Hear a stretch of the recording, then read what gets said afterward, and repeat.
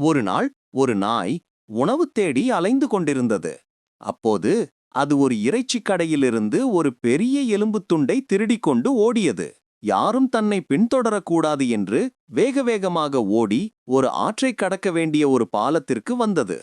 நாய் பாலத்தின் மேல் நடந்து சென்றபோது கீழே ஆற்று நீரில் தன்னுடைய நிழலை பார்த்தது.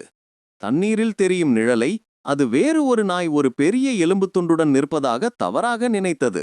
அந்த எலும்புத் துண்டை நாம் பறித்து கொண்டால் நம்மிடம் இன்னும் பெரிய உணவுத் துண்டு இருக்கும் என்று பேராசை கொண்டது. பேராசையால் ஆட்கொள்ளப்பட்ட நாய் தண்ணீரில் இருக்கும் அந்த மற்ற நாயிடமிருந்து எலும்பை பறிக்க நினைத்து ஆக்ரோஷமாக குரைக்க வாயை திறந்தது. வாயை திறந்தவுடன் அதன் வாயிலிருந்த நிஜமான எலும்புத் துண்டு ஆற்றுக்குள் விழுந்து மறைந்தது. தண்ணீரிலிருந்த நிழல் நாயும் மறைந்துவிட்டது. தான் இழந்ததை நினைத்து வருத்தப்பட்ட நாய் பசியோடு திரும்பிச் சென்றது. இந்த கதையின் மையக் கருத்து பேராசை பெருநஷ்டம் என்பதாகும்.